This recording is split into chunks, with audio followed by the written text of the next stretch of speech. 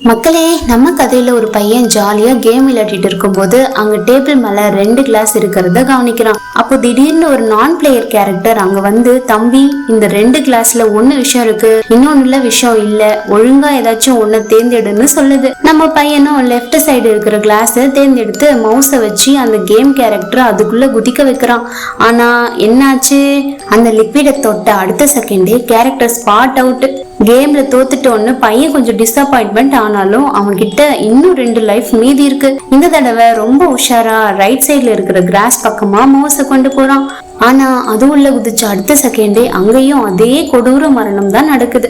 இப்போ நம்ம பையன் செம கடுப்பாகி ஃப்ரஸ்ட்ரேட் ஆகுறான். நிஜத்துல என்ன மேட்டர்னா, 2 சாய்ஸும் தப்பா இருந்தா ஸ்டூடெண்ட்ஸ் எப்படி ரியாக்ட் பண்றாங்கன்னு டெஸ்ட் பண்ண அவங்க ஸ்கூல்லே டிசைன் பண்ண கேம் தான் இது. கேம்ல ஏதோ தில்லலங்கடி வேலை நடக்குதுன்னு நம்ம ஹீரோ டக்குன்னு கண்டுபிடிச்சிடுறான். ஆனா இப்போ அவங்க கிட்ட இருக்கிறது ஒரே ஒரு கடைசி லைஃப் தான். பக்கத்துல இருக்கிறவனோட ஃப்ரெண்டு, டே மாப்ள, இப்போ என்னடா பண்ண போறேன்னு கேக்குறான். அதுக்கு நம்ம ஹீரோ, நான் எதையும் தேர்ந்தெடுக்க போறது இல்லடான்னு கெத்தா சொல்றான். சொன்னதோட இல்லாம மவுஸ் கண்ட்ரோல் பண்ணி நேரா அந்த ஆப்பு வச்ச நான் பிளேயர் கேரக்டரோட கண்ணிலேயே வச்சு ஒரு லான்ச். அந்த நான் பிளேயர் கேரக்டர் வலியால அலறி துடிச்சு அப்படியே ஸ்பாட்லயே சுருண்டு விழுந்து செத்து போயிடுது. வழியே இல்லைன்னு சொன்ன கேம்ல புது வழியை கண்டுபிடிச்சு நம்ம ஹீரோ கடைசியா பாஸ் ஆயிட்டான். ஆனா ஜெயிச்சது அப்புறம் அவனோட கண்ணுல தெரிஞ்ச அந்த வெறித்தனமான சாட்டிஸ்பேக்ஷன் பார்த்து பக்கத்துல இருந்த அவனோட ஃப்ரெண்டு பயத்துல அம்பிட்டுதான், பேச்சே வரல. இதுக்கிடையில கேமராவில் இவன் விளையாடுறத கண்காணிச்சுட்டு இருந்த இன்ஸ்ட்ரக்ஷன்ஸ் எல்லாம், அப்பாடா, நம்ம அடுத்த லெவல் வேலைக்கு